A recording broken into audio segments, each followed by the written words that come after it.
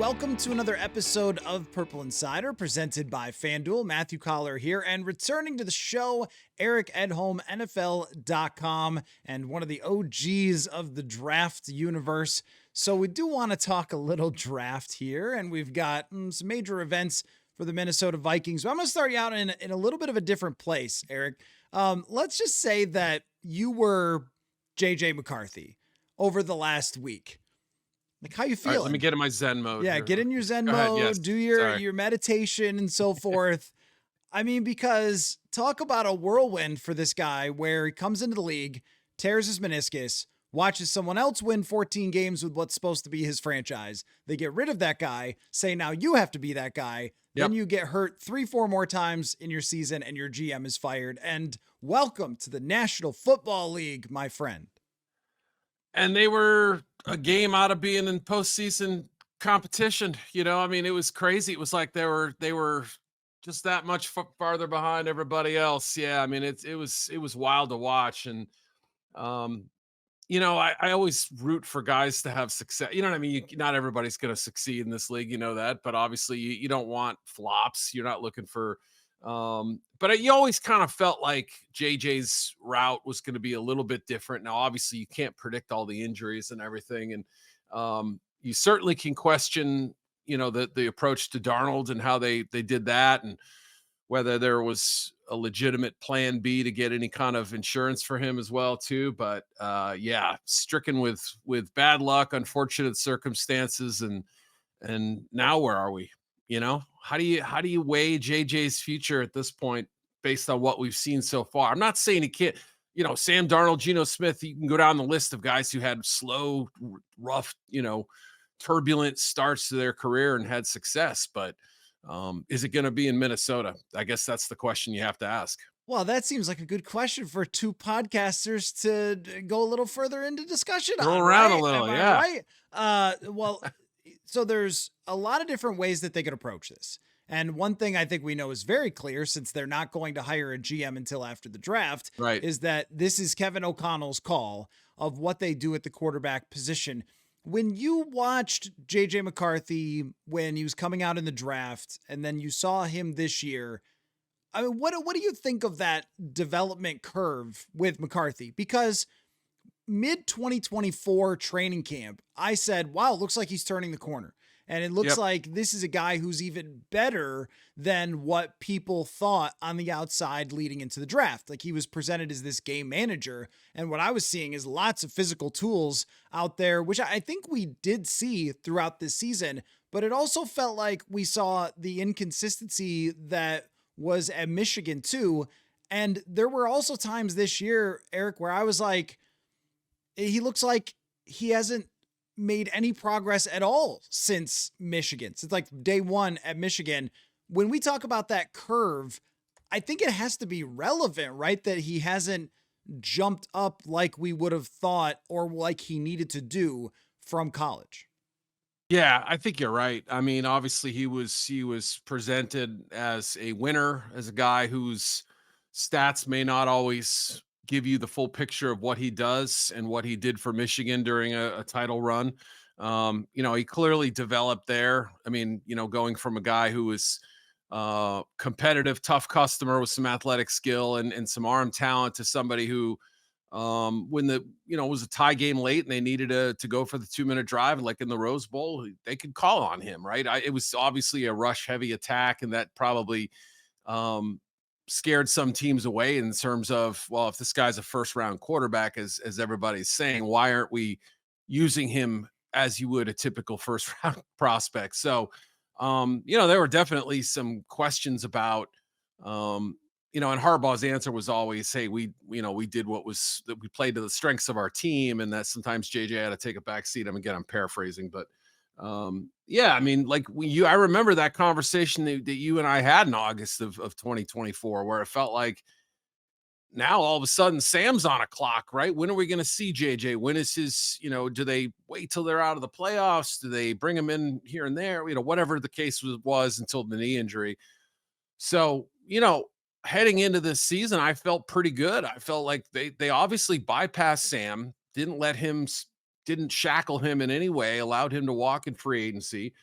didn't appear hell-bent on getting another veteran quarterback to either compete with him or to buttress him, to provide a soft landing in case things weren't going right.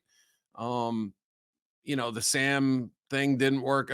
Sam Howell didn't work out, and he seemed like he was that was a fourth or fifth option or something. I don't know how serious they were with Rodgers or whether that was even a possibility, but it was certainly talked about at the time. And then, I guess after the fourth quarter in Chicago, you were willing to look past what happened the first three quarters because it was so promising. And then, I mean, they beat the Lions and there were a few other moments, and you go, okay, but obviously the big picture was he was misfiring poorly on some throws. He was clearly having trouble with pocket feel and sense. And, I think trying to be a good soldier by doing exactly what, Kevin wanted out of the offense. But, let's face it, some of his game is coloring outside the lines a little bit too. So on the one hand, it's disappointing where he's at right now, but on the other, you can understand it to some degree based on the circumstances. And, it's obviously far too soon to give up, but outside of a few heroic moments, there isn't a ton to grasp onto right now. Well, let's focus on that last part. Too soon to give up. Of course it is when former Minnesota Viking Rich Gannon once eventually won MVP. And I had a conversation with Rich before, Sam Darnold took over as the starter Yeah. about like, how does Sam Darnold become the next Rich Gannon? And then, wow, he like has, and he's in the Super Bowl. But now we're kind of having that same discussion with JJ McCarthy, because if we try to take what we saw last year and project it forward, Yep. it's just very, very hard to project it forward to 2026 and say it'll get there. From what we saw from him skill wise, there's a lot there. He certainly throws the ball harder than most quarterbacks. And as far as his scrambling and playmaking outside the pocket, sometimes it was downright outstanding. I mean, he had a Right. touchdown where he juked out Alex Anzalone, one of the better linebackers in the NFL. Yep. And you're like, whoa, okay. There's a throw to Jalen Naylor on the move to the left where he throws a touchdown against the Dallas Cowboys. But the consistency with accuracy and timing and seeing the field and executing the offense was so far off an NFL standard that you end up finishing the season with him ranking 42nd out of 45 quarterbacks in quarterback rating. Wow. Right. Yeah. But hey, he did beat out Pro Bowler Shedeur Sanders in that category. So am I right? That's going in his bio next year. Yeah, I had better numbers than Pro Bowler Shedeur Sanders. You have seen, I don't know how many, I'm not calling you old here, but how many quarterbacks, yeah, all right, fair enough, have come and gone through all the years that you've been evaluating them. How do we figure out if the light comes on or if it just is not ever going to get there? Yeah, I mean, that's what I think you have to ask yourself. Like, if injuries derail his career, it'll be a who knows, was he ever good enough in the first place? It's hard to imagine he's going to get so beat up that without having enough time to kind of prove himself. But again, that could be a factor, multiple knee injuries in the same leg or something with his throwing arm or what have you. It certainly is possible. But assuming that he gets a little bit better injury luck, yeah, I think you start with those high moments and say, how do we get more of this? How do we replicate this more consistently? And I think one of the things that he learned to do at Michigan was to kind of take the freebies when they're there. And I think you saw, correct me if I'm wrong, I feel like, well, certainly it came with fewer passes too, but you saw a little bit more accuracy down the stretch, in that I guess that second or third stint he had this season. I'm trying to remember how many different legs there were to it, but yeah, basically in December, and you saw a little bit more, but still the occasional throw that was way off, way high, way low, and you just thought, that's just not typically what you see from an NFL starter. It felt like his understanding of where the rush was coming from. I felt like he put too much on his own head. Like he wanted so badly for this to work, and sort of pressured himself into being this perfect quarterback when I don't think he is a perfect quarterback, and he shouldn't try to be something he's not. So there's a I guess there's a balance there between having a little bit of a free spirit attitude and also playing within the system too. And and what makes, I think, if we're gonna call Josh McDaniels sort of I guess the one of the legs of Kevin's upbringing, right? Obviously, I also spent time in LA and everything too, but what Josh does really well, I think, is cater the offense to his quarterback and give him a little bit of leeway in certain situations. Maybe that's part of it, but yeah, with two very talented receivers and a good tight end and the makings of a good offensive line, you'd like to see more consistently explosive plays come from him, and also be able to hit the layups too. I think the layups were probably the biggest issue there. And you Yep. mentioned those last couple games. Those are really tough because they were all kind of in their own way glorified preseason games. They Yep. were out of the playoffs. It was against Washington, fired defensive coordinator, Dallas, fired defensive coordinator, and then half of a game against the Giants. Giants. Yeah. Follow with me, fired defensive coordinator. And then the last game is the first half in which the Green Bay Packers are resting their starters. Yeah. And what is anyone supposed to do with any of that? And it frustrated the veterans that Kevin O'Connell let the cat out of the bag, that they had dumbed down the offense for McCarthy. They were putting in big personnel, running play actions all the Yep. time, and really trying to keep everything to the outside. Like, this is not Kevin O'Connell's offense. It Right. was more of just like, we need to find a way to get over 500 to the end of the season so all of us don't get blown out of here, and maybe just one guy gets blown out of here. The question that I have, I guess, is two major things for McCarthy. Number one is throwing technique and accuracy was just not of the NFL caliber this season. Even at the end, like you said, like, there's a wide open crossing route to Justin Jefferson where he Yeah. throws it and hits the guy selling hot dogs in the stands. And you go, like, that's just that has to be a 20-yard gain. It cannot not be a completion when you draw up a play that gets Justin Jefferson wide open running over the middle of the field. The question is really, how much can you grow up in a short period of time? Because I think that they're going into a year now where it's a camp competition more likely than not, unless they're Yep. completely, totally toast with him. He will probably have a chance to at least fight. So, how far can a guy make progress in accuracy, but also how much can a guy make progress in emotional ability as well? Because I agree with you. He could say all day long at the podium, no, I'm still super confident. I'm 9, I'm whatever. By the end of that year, he was pretty broke. And I don't blame him for being pretty broke because he went through a lot and he faced a lot of pressure. But the league doesn't sit around and wait for you as you see half of the NFL firing its coaches. Right. Yeah. It is a impatient league, no doubt about it. It applies to coaches. It applies more to GMs now than it ever did, and it certainly applies to quarterbacks too, where there is no 3 4 year plan, right? Obviously, those things don't really exist in a vacuum. If they do, it's an accidental thing, almost like somebody, like what would have happened to Dak Prescott or Brock Purdy had they not played as rookies, that kind of thing, But you aren't taking those guys high in the draft, right? You take them high, you expect them to play at some point in year one, and then be ready to kind of start and take over and show us what you got in year two, and then year three better be more the same or better, right? So we're already behind a little bit. That's the problem. You're dealing from a deficit here, and I almost wonder if there's a quarterback who kind of fits some of the things that JJ hasn't done well, like you said, kind of those easy completions where they're clearly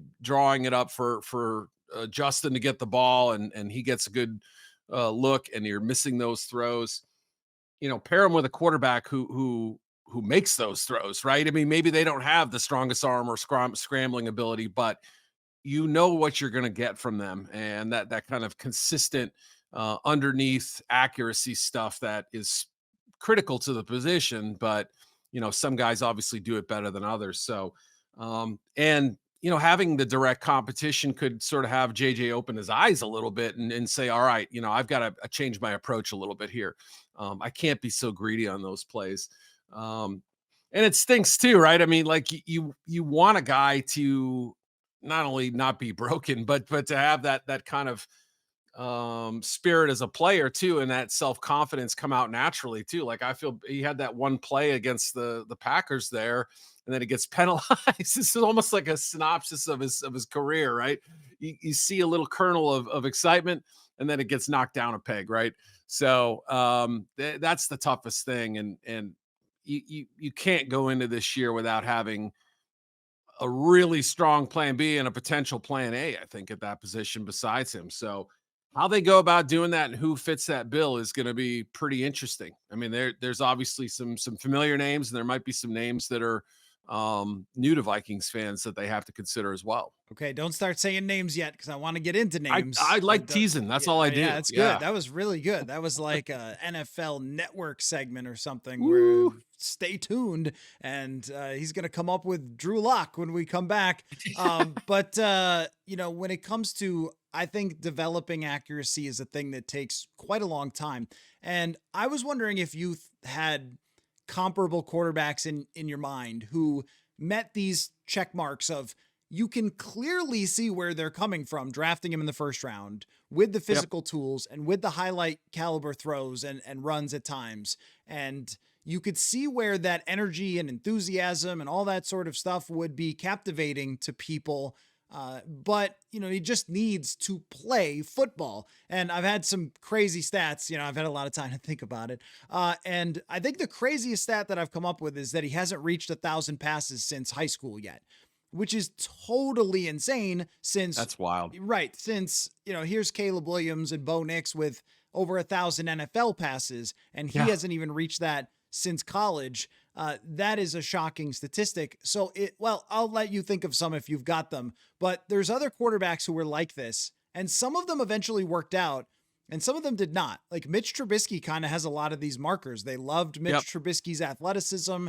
He had a pretty good arm, but he just never mastered the accuracy and the timing of offenses. Someone like Ryan Tannehill or Alex Smith, those guys did figure it out. I mean, Alex Yep. Smith is a top draft pick. I think that kind of goes a little bit aside.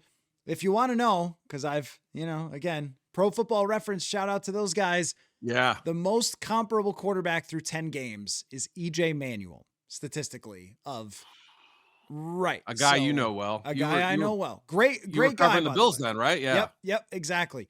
A great guy that everybody wanted to see it succeed, but just couldn't get that part of it down. And Right. these quarterbacks, unfortunately, EJ's talked about this post career where he said, like, man, I got there and then it was over. And like that. And that unfortunately is kind of how this goes sometimes. He came in, played okay, got hurt. Next year, it doesn't go well. And that's the end of that. And so there's a couple of names that pops into my mind. I don't know if you had some, coming out in the draft or, how you feel Yeah. about it right now. Tannehill's a really good one to choose from because, of course, he was like a college wide receiver at one point, and a very good athlete for his size. I think there's some overlap there in what they terms of what they do, and it was I forget who do they have starting at the time. I can't even remember. Dolphins had a nominal, placeholder type starter at the time, I think, and obviously that's really interesting one. One I thought of while you were saying it of a guy who, again, it's more like Alex Smith in that he was a number one pick, but Matthew Stafford was not an accurate quarterback to begin his career. He wasn't at Georgia either. You were drafting him based on the fact that he had a godly arm and had the guts to make some of these big throws and actually execute them at times. And you remember his first couple of years in the league, he got beat up too, and he was playing behind a bad offensive line in Detroit, and had setbacks, and it was a different place, but it was not a similar place in his career heading into year 3 where you're kind of like, not now or never, but pretty close, and so yeah, I mean, I think the Tannehill example is a really good one in terms of apples to apples, but there are other examples too. And yes, boy, Alex Smith, if you think about it, really was like year 5 for him. And Yeah. again, a different generation. 20 years ago was he the '05 draft? I want to say, yeah. So yeah, I think those are pretty fair comparisons because like the question about Alex Smith, especially after even after Aaron Rodgers got in the lineup and started kind of blowing up was, what's his ceiling? How good Mhm. can he be? And he ended up being a darn good Yeah. quarterback, and one who got to, multiple playoff games. And, the Chiefs traded for him. Andy Reid kind of told me once after Smith was gone, he was like, I don't know if all this happens without Alex Smith, right? So he was a very good quarterback, and highly accurate. I think he really, really worked on that. I mean, he was good coming out, but definitely added to that in his game. So, yeah, I mean, I think even to a degree, Drew Brees was not the same quarterback in San Diego that he was in New Orleans. So, and that's a high second round pick right there. Who, yeah, the Saints signed him to a big money deal, but we look back now, it was peanuts. But at the time, it was pretty significant. 6 years, 60 million for an injured quarterback felt like a pretty big risk. And obviously, we know he ended up going on a Hall of Fame career there. But right now, do I think that JJ's on that track? It's really hard to say. I can't really go there. But again, I'm still coming into this season with a modicum of hope that things can work out, especially with Kevin there, and maybe a little bit different understanding of where he is in his development. Yeah, I mean, the struggle with, well, like I was thinking about Drew Brees. He might have thrown more passes in a single game than JJ did in That's it. did, Yeah. didn't he have like that 70 pass or something? He had some 72, insane. I Yeah, think. yeah. Yeah. Yep. I forget what was it, the Ohio State? No, I don't remember which game it was now, but yeah, he had a bunch. Right. And the trouble with comparing him to guys who are number one picks is, and number one, every year might be different. Like there are years that JJ might have been number one based on Yep. the just the class, whatever that might have been last year. I don't know. But the issue is that usually the team that drafts number one is like, we stink and we're going to Right. take time. And what is a better option? I know, people in Tennessee are like, hey, could we have had Sam Darnold? Like, Sam Darnold wouldn't have done a thing for you guys. I mean, he would have gotten you to 7 or 8 wins, maybe. I mean, probably six, something like that. I mean, the same thing goes for the Raiders or the Yep. Giants. Like, those teams were not ready to win. So teams that draft number one, like the Detroit Lions with Stafford, well, what's a better option? Playing John Kitna and have him throw for 4,000 yards and lose Right. 16 straight games? Like, that doesn't mean anything. So you Yep. might as well, with Cam Ward in Tennessee, you might as well take your shot and give the kid 3 years to see if he can figure it out. The Minnesota Vikings are not in that position. And so there's a lot of, comparisons of, well, this quarterback did this and this quarterback did that. Justin Jefferson did play for those teams, and Right. they didn't have a team that won 14 games the year before, which just ramps up the pressure and also highlights the fact that life is not fair to everybody, because I think McCarthy is exactly the type of guy who needed to go to a pretty bad team, scramble around, figure it out, find out what works for him, get the timing of Yeah. the league down, and then take that next step. But no development league in the NFL. So what about those names? Let me run through. I'm going to tell you names that I've come up with and the fan reaction. Okay. Yep. Kyler Murray, they hate it. Geno Smith, they hate it. Yeah. Mac Jones, they don't hate it quite as much, but they still hate it. I don't want to Um, like it. yeah, Yeah. Yeah. there's a trend here. It's pretty cool. Kirk, they hate it. Let's see. Aaron Rodgers, you're never gonna guess. No one likes it. No one So likes it.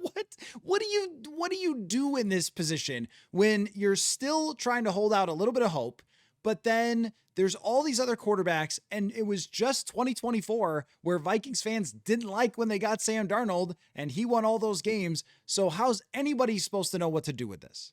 Yeah, you're not gonna make many people happy, I guess. I I should have thought about that a little bit more before I came on. That's a good point. I mean, I could see Mac Jones being a smart play because look, I think Mac has to be realistic about his place, even though, boy, he played pretty darn well this year. I mean, he stepped in and did okay.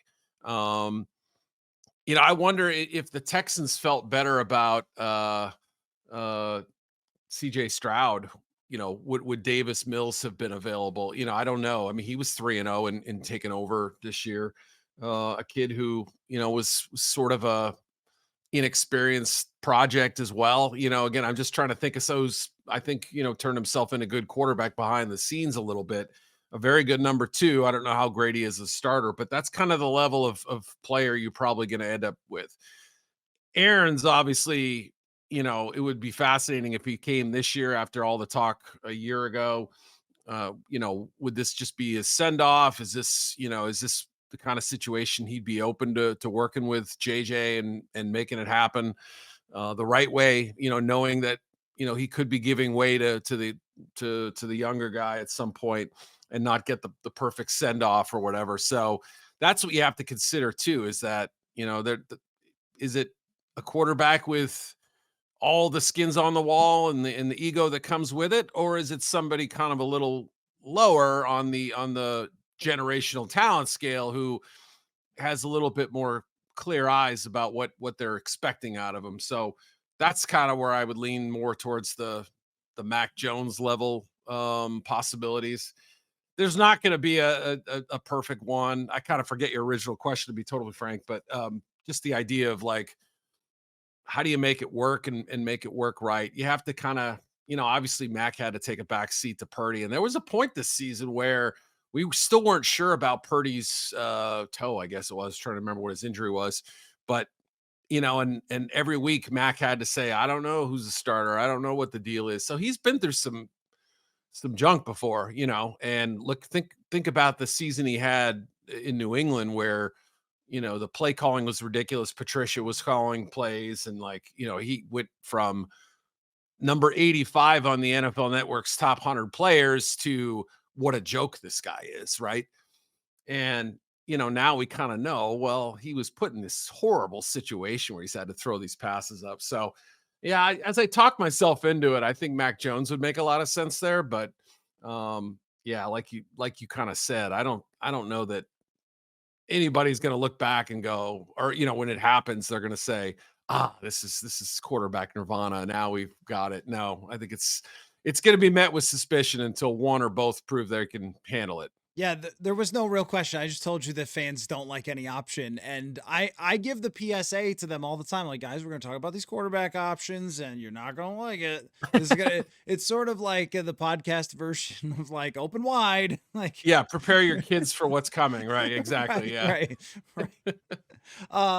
So it has been a little bit like drilling teeth to talk about this, but I do think that there's two players that you could actually make a case that are possibly ascending that could be available. And then there's another player that has a little bit of Sam Darnold to him.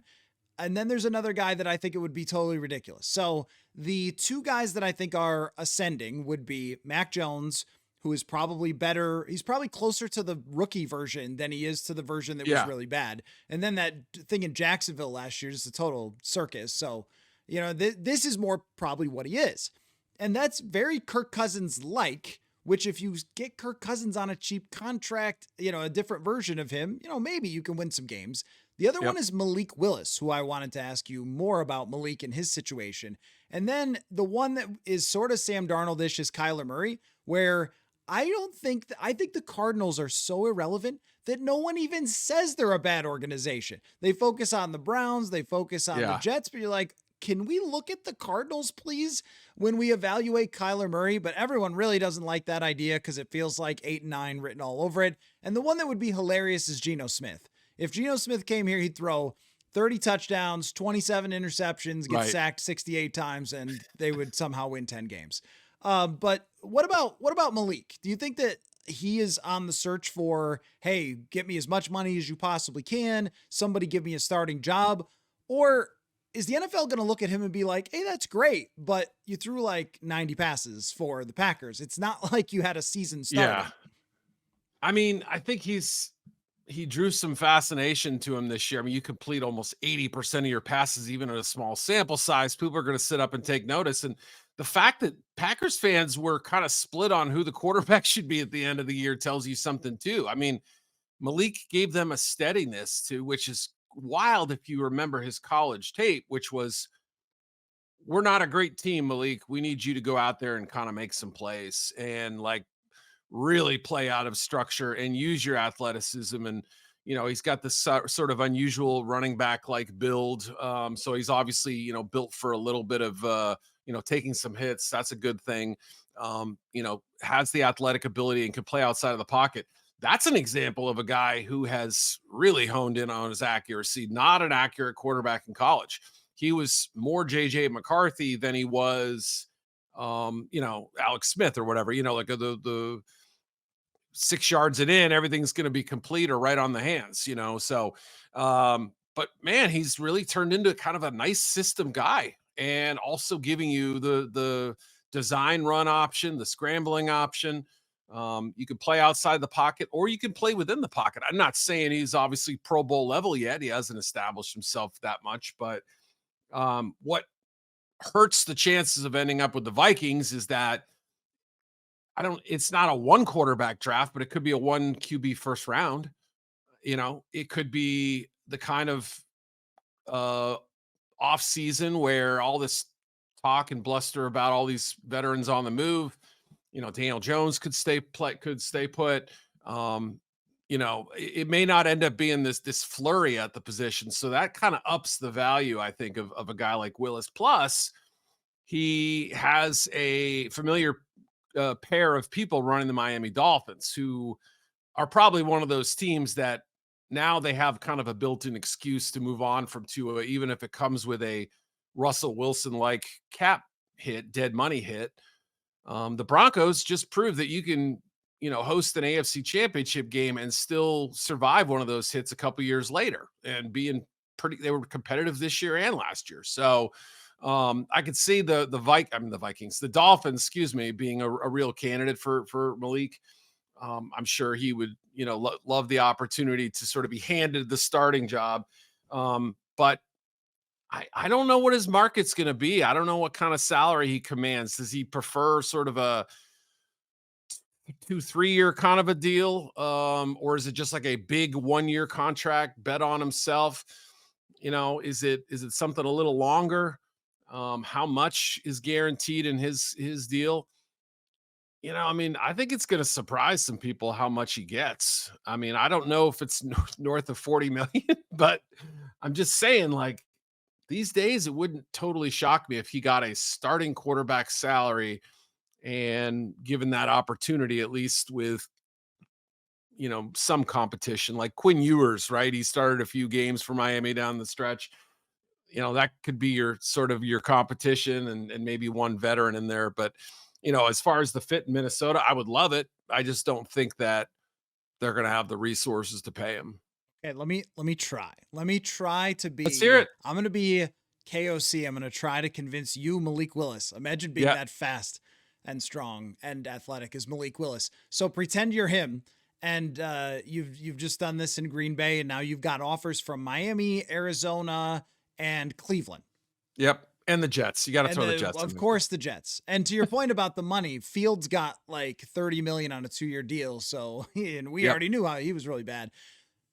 If I'm KOC, I'm saying to you, Malik Willis, look, I understand that there's a short term here of you getting a bigger contract with someone else than us that gives you a little more security. However, let's look around and talk about security in the National Football League. Justin Fields signed a multi-year deal. He's not starting. Tua signed a huge deal. He's not starting. Need I go farther?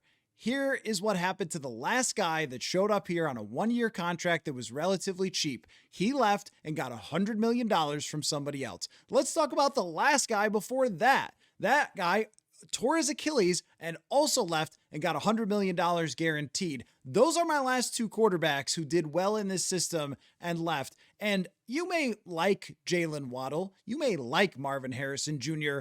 Let me show you a stat sheet of Justin Jefferson. 1,000. Yep. That might help you get your $100 million, you think? So what if you traded $15 million guaranteed for a alleged 2-year deal where that's not really a 2-year deal with another team? Right. Instead, how about a 1-year, $10 million deal with the Minnesota Football Vikings, where I will make you the best quarterback that you can possibly be, and then we'll either sign you to a huge contract or you'll get it somewhere else. And he'll say, why did you let Darnold go? No, yeah. Yeah, right. Or if you want to double that salary, then I'm interested, right? So that's where I think it's really going to be fascinating. I don't have the quarterback numbers in front of me, but there's obviously a number now making over 40 million per year. There's the high end backups that are approaching that kind of 10 million per number, and there's not a ton of room in between outside of like the rookie contracts and stuff. But yeah, I mean, it's really there is like a nether space in the quarterback. Let's see if I can pull it up quickly while we're talking here. But where you're talking about the positional value, and there's like a huge uh, cliff jump after that point. So here's the top of the list right now as we look at it here. As I can quickly scroll down. Yeah, I mean Dak Prescott average per year 60 million. Then you go all the way down to like 40, 37 and a half was Geno, 33 and a half Baker Mayfield, and then all the way down to 20 for Justin Fields to the guy you mentioned. And then you had Daniel Jones was on that I think it was a 1 year, $14 million deal essentially. So, or yeah, because he's a free agent this year. So I think you'd have to beat the Jones contract, and you may have to go all the way up to Fields money for him. But again, there's really like no in between. You jump all the way up to like starters money after that. So I don't think you can treat Malik Willis as a starter, but I think you can treat him as a prospective starter, if you will.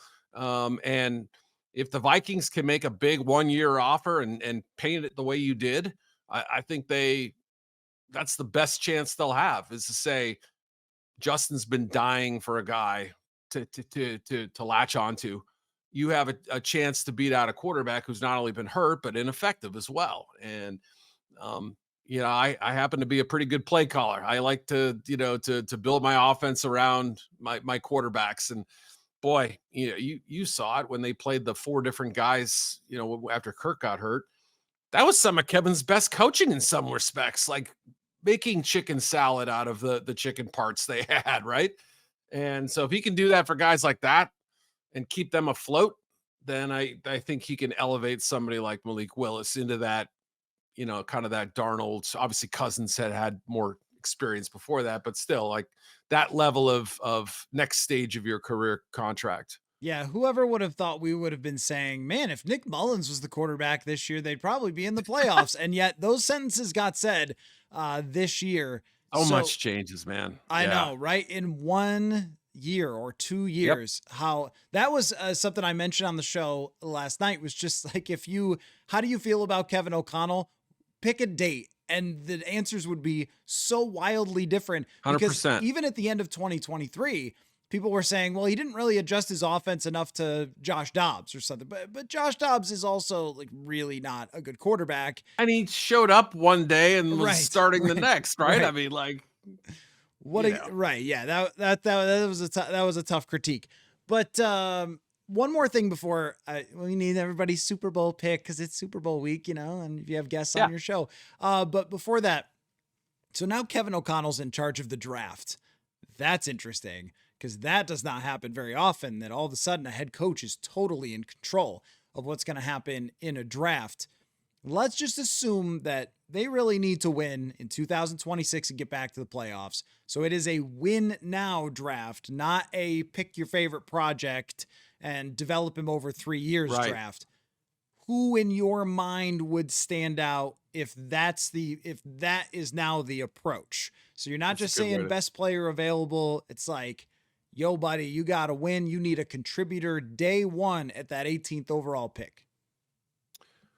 It's a good question. Isn't it though? I would think secondary would be a possibility. Yeah. There's some depth there. I don't think that a Caleb Downs at safety would still be available at 18, but stranger things have happened, right? I mean, I didn't think Xavier Watts would go 99th last year. I thought he'd go 49th or 39th. You know what I mean? So there's a difference, but still it's possible. I before the GM move, I had them taking Emmanuel McNeil Warren, the kid out of Toledo, who felt like a Kwesi-esque pick, and so I made the pick, I think, a day before he got fired.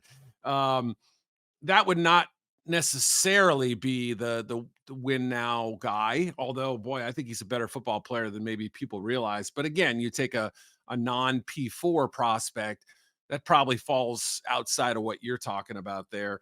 I'm just sort of thinking about, How about Jared? Colton What? Hood, if they're interested in a corner, obviously that's a Mhm. position I think they'll look to upgrade.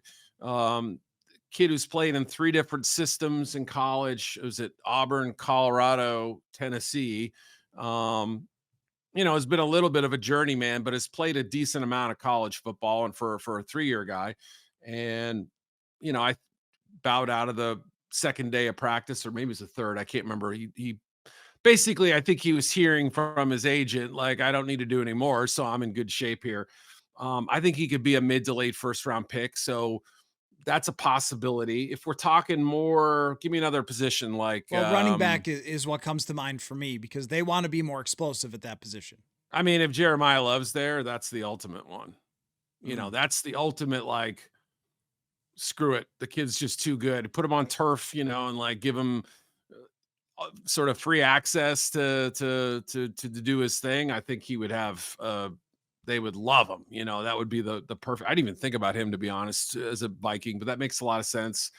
I just don't know if he'll get there. Mhm. I mean, and you're probably not trading up for a running back, even as good as Love is. So, But you that, especially might. with them not having picks. So, But we don't know anything they're gonna do now. oh, I that's mean, now true. that like they might, of course. See, I think everything's on the table. I think trading up for a running back's totally possible. It seems. Even with a dearth of picks, they would.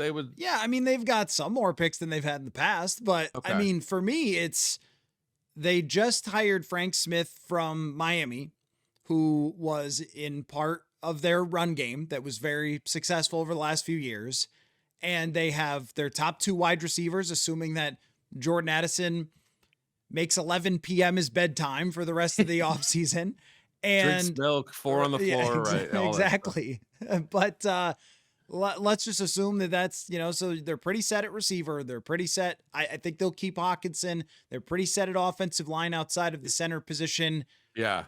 They need explosive runs. And whoever's going to be the quarterback, Mac Jones, JJ McCarthy, Tommy Kramer, whoever it's going to be, that person is not going to throw for 4,500 yards Right. next season where you just drop back and launch the ball down the field, unless it is Geno Smith, and that would be hysterical, but you're probably going to need a run game. I would Yep. not be shocked at all if that happened. Let's go to the Super Bowl before we wrap up. It's been great. I always love Yeah. just kicking the ball around you, man. So What I do. the Seattle Seahawks are in the Super Bowl with Sam Darnold, if you have not heard, because it's come up Yep. occasionally in Minnesota. His over-under for the Super Bowl is 228.5 yards on FanDuel. Drake Mays is 220.5. What do you think of this quarterback matchup in the Super Bowl and maybe the disparity of what they're working with overall for their teams? Yeah, it's fascinating, right? I mean, obviously 2 guys picked in the number 3 hole, if you want to think of it from a draft perspective, and how quick May's ascension has been versus Darnold, who's obviously had to take the long road.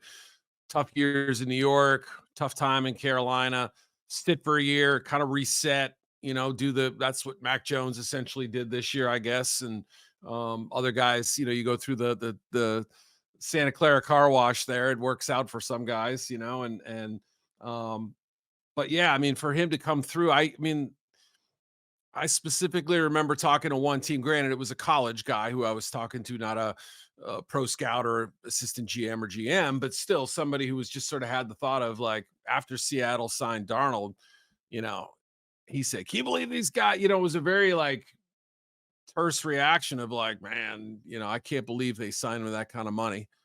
He's still Sam Darnold, right? They're heading into this year, even after the season he had for you guys, there was still in the league a serious doubt among certain people of whether this guy could ever be a winner. Like, Yep. maybe, yeah, he could put up the big stats and maybe he did win 14 games, but look what happened in Detroit. Look what happened against the Rams. They always found ways to justify it. But now this year, boy, after that 4-pick game against the Rams, dude was kind of money. I mean, it's cool to see, and he's still young. I mean, that's the thing. It's like he's only 28, I want to say. Yep. So first Super Bowl, we've had 2 under 30 year old quarterbacks, I believe. Check me on that, but I believe that's true. And so it's kind of gives hope to other teams that like, yes, my draft pick can go from a interesting prospect year one to a great player year two, or yes, my reclamation project can find success here in different surroundings. So there's I think obviously the Vrabel hire after the 1 year mistake for Jared Mayo. I mean, look, they have to call it that because he just didn't win games and he felt like he was in over his head in some ways. So that also helps sort of give the idea that, especially after Ben Johnson 1 year, other, Liam Cohen, people around the league are looking at this like saying, I feel good about our chances, even with a first year head coach. And to your point, there are 10 of them. So I kind of think of the Super Bowl sometimes in those lenses, like almost like how does the league view this game? But yeah, from a quarterback standpoint, it's definitely fascinating. And I think Seattle's the better roster, but I still give New England a chance to win the game. I would too. I will say though, with Sam Darnold, I've never seen one person blamed for losses more than Sam Darnold was for those two games. 100%.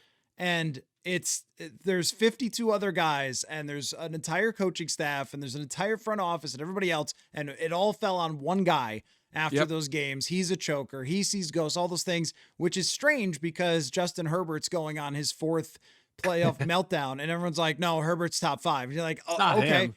What? Right. It's never Justin Herbert, but it's always Sam Darnold.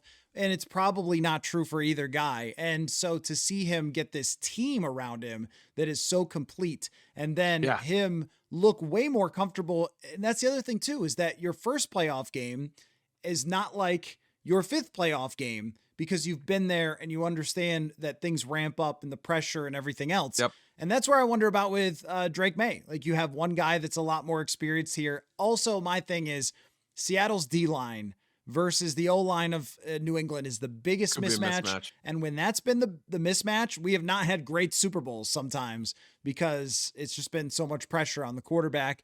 Are you picking Seattle? Yeah, I've got Seattle. I think the score I picked for the website was 26-19, something like that, or 27-20 or something like that. It was 26-19, I believe. Yeah, 26. I think How does one May come to 26? I always pick a weird score for the Okay. Super Bowl. It All feels right. like there's we had that 43-8 game, and Sure. like there's always some bizarre looking score, so and I just think they're gonna. All the points you just mentioned, their pressure up front, the quickness of their front is going to give problems for Will Campbell, Jared Wilson, Garrett Bradbury. Those are the spots that worry me the most. Morgan Moses, the veteran, has been pretty solid this year, but even he looked vulnerable to speed. That's probably the one area that he struggles as pass rusher against speed. I probably so yeah, I mean, like that's probably the one that and Christian Gonzalez having to cover JSN for 4 quarters, if that's how they want to play it.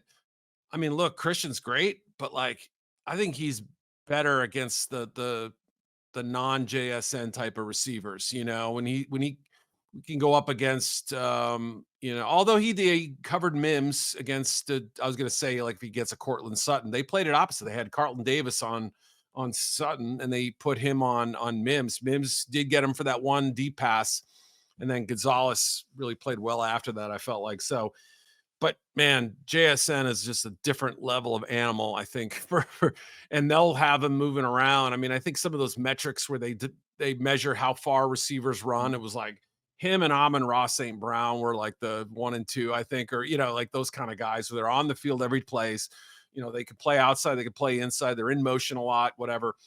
So yeah, it's going to be those are two tough matchups, I think, for New England. But yeah, I think they're a little bit better. And I think Drake taking all these hits in the playoffs has had an effect on him too. I know Darnold's got the oblique, but he's got the shoulder injury too. So it kind of worries me a little. If he's not scrambling and making big plays with his legs, they could be in for a long night. Yep, that's the equalizer. And, not to mention that the Rams found some things against the Seattle defense that very few other teams did.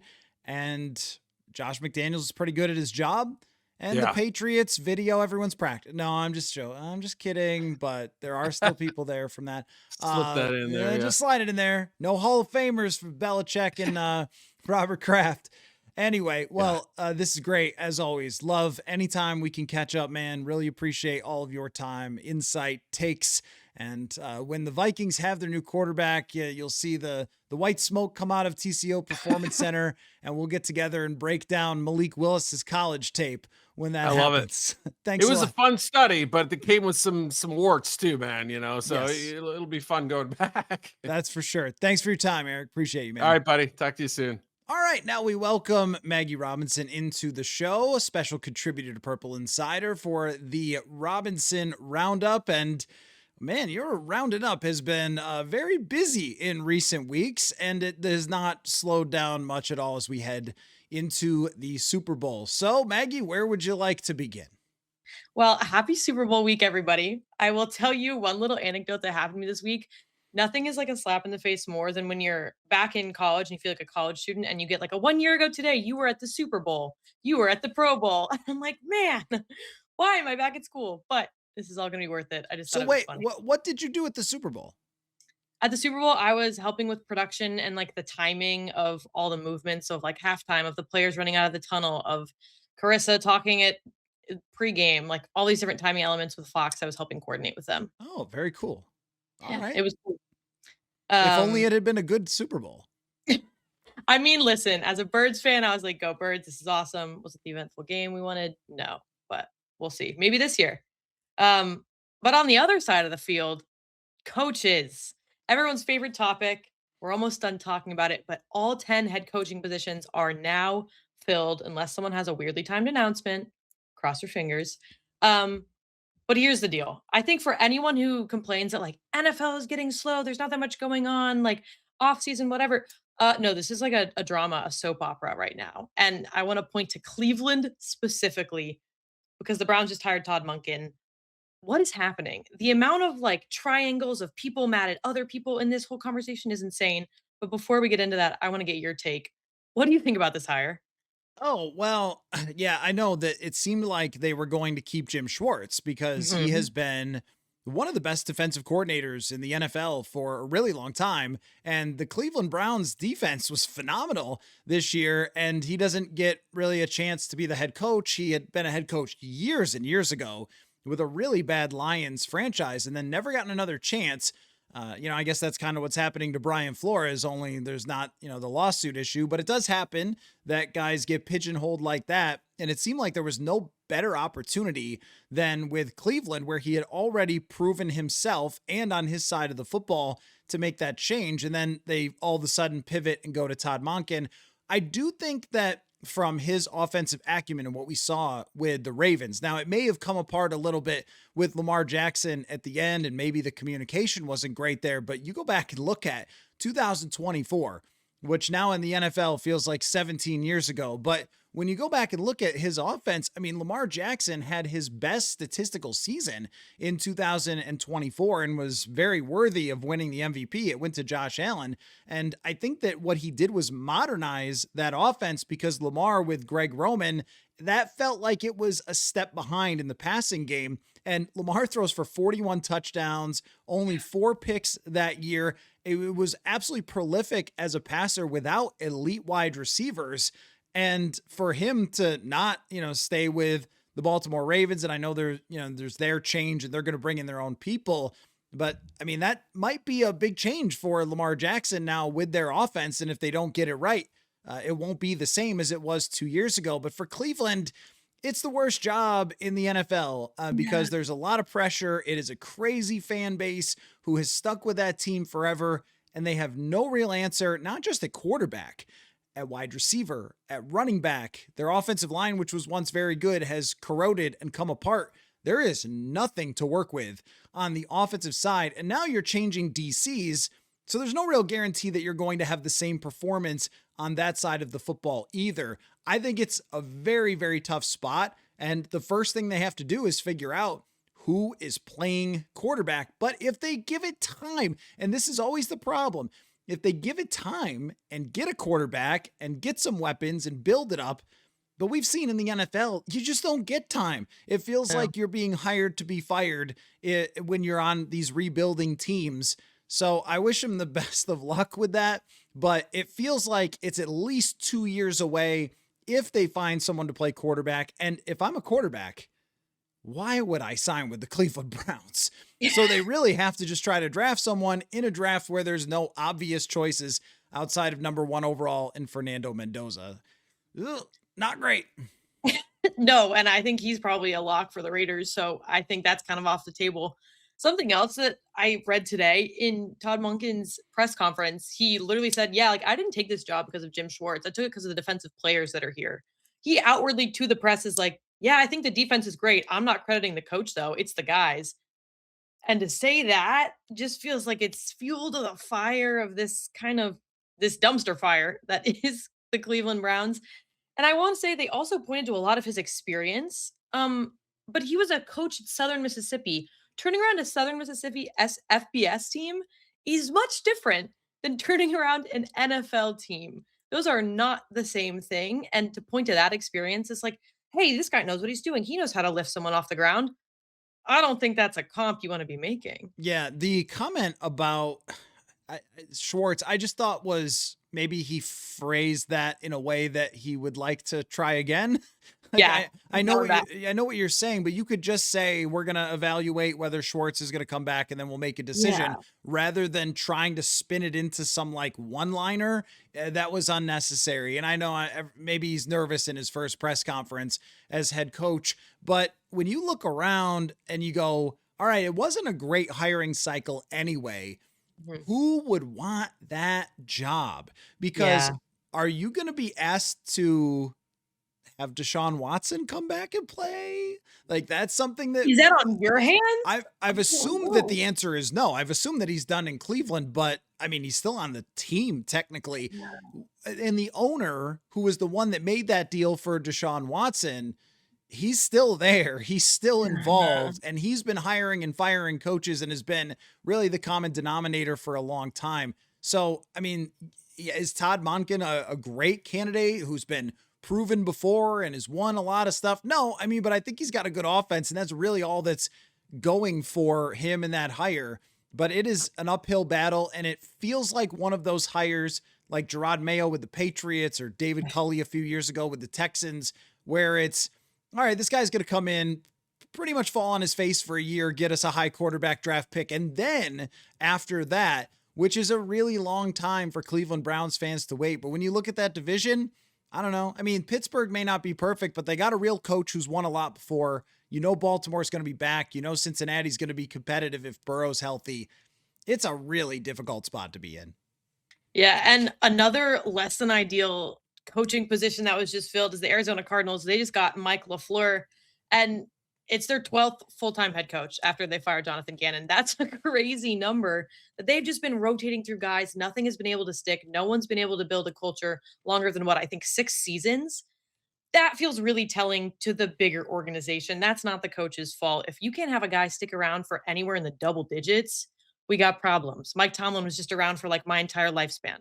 It's obviously you, the team, not the head coach. And listen, what do they do with Kyler Murray here? Is he coming to the Vikings? What do you think here? I believe that the way that they handled last year was pretty clear evidence that they're going to release Kyler Murray, because I can't see anyone making a trade for that contract. And Mhm. just a couple years ago, the Denver Broncos had to eat a giant dead cap hit for letting go Russell Wilson, and the Steelers signed him for the league minimum, which I think the Vikings should consider. I know Mm. Murray has his shortcomings. If he didn't, he wouldn't be available, just like every other available possible quarterback. But the way they handled his quote foot injury was, Jonathan Gannon saying, yeah, I think he might be coming back right around the corner. And then, nope, we're shutting him down for the entire year. I don't think that that was a coincidence. I think they wanted to play Jacoby Brissett, go all the way to the bottom, draft high. Clearly, there might not be a quarterback there for them, but at least get an elite prospect to start to build that roster around. And I think your point is right that with Gannon and Petzing there, it felt like they had become a more of a serious team in 2024 the wheels come off this year and they get no opportunity to try to rebuild it in their vision because they adopted it from Cliff Kingsbury and now it's somebody else's problem. At Mhm. very least, they hired from a good tree of Sean McVay, somebody who has produced a lot of other head coaches who have had success around the NFL. But you talk about hard places to be, it always comes down to how patient is the ownership willing to be with this team because they probably need to be at the bottom for another year at least. I mean, look who they're competing with: Seattle, the Rams, the 49ers. These are the best of the best. You're not going to compete with them by trying to, as they did last offseason, toss a bunch of money of free agency. Let's get a few veteran players in here. No, you have to have a complete roster that is going to be built by the draft because top free agents, not necessarily, loving to go to Arizona where they have bad facilities, which has been pointed out. The Yeah. ownership is questionable. I mean, it's just not a good team. So they, I think, are in a better position than Cleveland to take a longer approach because they're not in a pressure cooker of Cleveland that is an infuriated, huge fan base in that region. I think Arizona's a little bit different. No disrespect to any Arizona Cardinals fan, but it's just different than, one of those Rust Belt cities. So I think there should be more patience for them there. It's just, can their owner allow their new coach to build it in his vision over maybe 2 or 3 years? It feels like you made this point earlier. No one is given time in this league. No player, no coach is given any opportunity. It's really like you mess up once, one strike and you're out. No one wants to deal with it. There's also so much money on the line and people's reputations because everyone's name follows someone else's bigger. It just goes right up the food chain. And the second that guy at the top gets mad, whether it's your quarterback, your GM, your owner, your head coach, you're off the table. Like there's really no wiggle room here. And I do think it's really unforgiving, and maybe that's what makes it so fun to watch because there is so much drama and it's so pressurized and everyone has to always perform. But you got to think from like the personal perspective, that's got to be a hard place to be in. No, it certainly does. And you're right that the drama, the soap opera that is the NFL, the best reality show of all time, if they were normal and well adjusted, it would be a lot more boring. If they said, you know what, we're going to have a very slow, methodical 5 year plan. It's very funny that a lot of the owners handled their businesses to become billionaires in a methodical type of way in order to build them up and get to their positions. And some inherited it, but some did that. And I'm sure they wouldn't run their businesses like, oh, we had a little bit of a dip this year, a down year, and everyone is fired. We wouldn't do it that way. But in football, this is their playground. This is their toy. This is not something that they treat always like the same business. And that's not to say that people don't deserve to get fired. I mean, Jonathan Gannon didn't win a lot there. But I also think when you look through history, there's a lot of good coaches who went through bumps along the road and got to the other side of it when they were given the players and the opportunity. And that's just not how things tend to work. But if you look at a team like the Detroit Lions, for example, when they hired Dan Campbell, they were willing to be patient there for a bad year to start. Remember, they lost their first 11 or 12 games and then beat the Vikings. But they did not get rid of Dan Campbell at that point. And even the next year, they started, I think, 1-6. And then it started to turn for them in a positive direction. So that's the best that these teams can hope for. It sounds like the 2027 quarterback draft, looking ahead in the future, is a little bit promising. And Mm. maybe some of these teams, it's sort of, if you can survive, get to the next layer of this where you can draft a quarterback, then maybe you really start your rebuilds at that point. Yeah, it's trying to play the long game in an area that really doesn't allow it. So we'll see how this goes. But I want to look ahead to the Super Bowl now this weekend. Let's talk about what I think the big storyline is here. And this week we're focusing on defense. Okay. Seattle's defense, guess what? They have a nickname for themselves because they kept getting compared to the Seattle defense of the 2013 era. And they call themselves the dark side. This came out in a press conference at opening night yesterday. Leonard Williams said, like, yeah, it gets dark in Seattle in the winter time, and like we're always like super suffocating and we're just putting teams down. So we came up with the dark side. I mean, they had 50 sacks in 2025, held opponents to a league low 3.7 yards this season. They have every right to be standing with this name, but I think this is going to be the make or break aspect of the Seattle team. I completely agree that there will be a lot, and deserved, on the Sam Darnold story that is already, getting a lot of attention after the media night last night and that whole circus and everything else. But the Seattle defense is so stacked from top to bottom. And I've always sort of made this joke that the model to win the Super Bowl is to be great at everything. And like, what a shocking revelation. They're great. They're great at everything. Like, they have good kicking, they have good return game, they have good weapons on offense, they have a good quarterback, and they have a great defense. And I think an underrated aspect of this is the number of plays that their defensive line, and Leonard Williams is a big part of it, Byron Murphy is a big part of it, the number of plays that they've had in the playoffs, even since the playoffs started, versus New England. New England has been on the field a lot. They've played the 3 games, and one of them was on the road, a very stressful game against Denver. Whereas, I mean, the Seattle Seahawks barely had to play the first game. It was 17-0 in an eye blink, and then they just sort of, rode it to the end. And then they had a stressful game against the Rams, and that's it. That's all they've had since the playoffs started, and now they're here fully healthy, fully rested up. And I think that, with the Eagles last year, it was kind of a little underrated. They didn't have the toughest road there, and they were very, very healthy. That's where the biggest advantage in this game is, I think, the D-line of Seattle versus the offensive line of the New England Patriots. Absolutely. I do want to highlight, though, on the Patriots side, someone on their defensive line. It's a late bloomer, someone you probably don't really know the name of. Kaylavon Chasen. He is someone to look out for. You really might not know this name because Harold Landry was in for most of the season and then recently out with a knee injury. He's kind of still up in the air for the Super Bowl. But this guy was signed to a 1-year, $3 million deal from the Raiders this offseason. And he has stood on his head this offseason. He's had 3 sacks in the playoffs, 14 quarterback pressures. He's second in the league in quarterback pressures. He does really well at getting at the quarterback, and Sam Darnold notoriously struggles under pressure. So I think this is an area where Darnold could really be in trouble if Chasen gets a look at him. That sounds like a challenge of do you know Kaylavon Chasen? Yes, I do. Kaylavon was a former first-round draft pick of the Jacksonville Jaguars. Yep. I want to say it was back middle of the first round, somewhere 20th. Okay, there you go. And he was most recently last year with the Carolina Panthers. Oh, I thought he was with the Raiders. My bad. He was also with the Raiders. You are correct, because the Panthers released him. He went to the Raiders, and then he ended up with the New England Patriots. And he is a late bloomer as a first round bust that did not really work out. And he has really taken hold in the playoffs and even this season with the fit there. And I think the main reason for that is what they have in the rest of the defensive line. They create interior pressure. Christian Barmore is a great player, and they also cover extremely well. I think they have one of the best coverage units. That's another one of those battles. Jackson Smith and the Jigba versus this great coverage unit of the New England Patriots. But I think it's a great poll to point out that Kaylavon was a guy that was just left for dead in the NFL and finds the right spot, kind of like Sam Darnold. And, Darnold, I think, has done a lot better over the last 2 years than he did early in his career under pressure. I also think that Clint Kubiak in that offense has been really, really big for Darnold at limiting the amount of shots that opposing teams can get at him.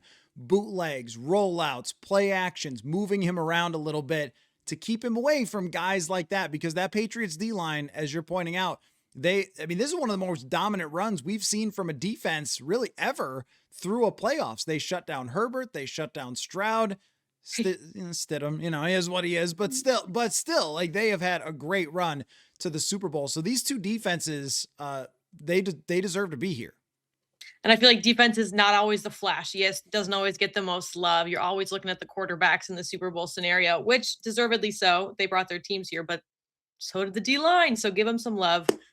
That's all I got for you today, but I'm excited to watch the Super Bowl. My pick is in. It's the Seahawks. I just think they have the more complete team, as we've said, but I'm excited for a good game this Sunday. Okay, now here's the real question. Let me see if I can find some.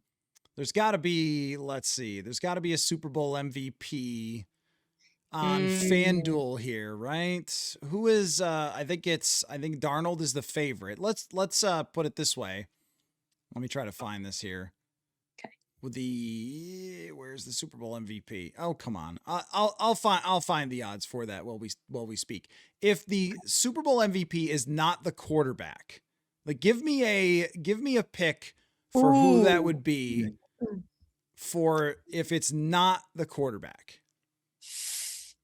Listen, you just said his name, but he has been playing outstanding. I think if Jackson Smith and Jigba has like the game of his life and hauls in like 3 touchdowns in the Super Bowl, I don't think anyone's fighting him for that title. I think if he continues to play at the high level that he is and making these insane catches and these insane runs, that feels like a lock to me. But No, what are your I think that's a great pick. And Jackson Smith and the Jigba's over under on FanDuel is 93.5 yards. So they are expecting a big game from him against the New England Patriots. Yeah, I might go. I mean, sometimes it's like a random guy that intercepts a couple passes and you're just Yeah. like, okay, I guess he's the MVP. But I mean, Smith and the Jigba was probably the favorite. And if Vikings fans needed some salt poured in the wounds, then Stephon Diggs maybe Yeah. could be that guy. All right. Well, yeah, I mean, Seattle is, I think, most of the nation's pick, but I think New England is also very deserving to be in the Super Bowl. So Maggie Robinson, the Robinson Roundup, great stuff as always. And we'll talk very soon. Absolutely. See you later. Football. Football.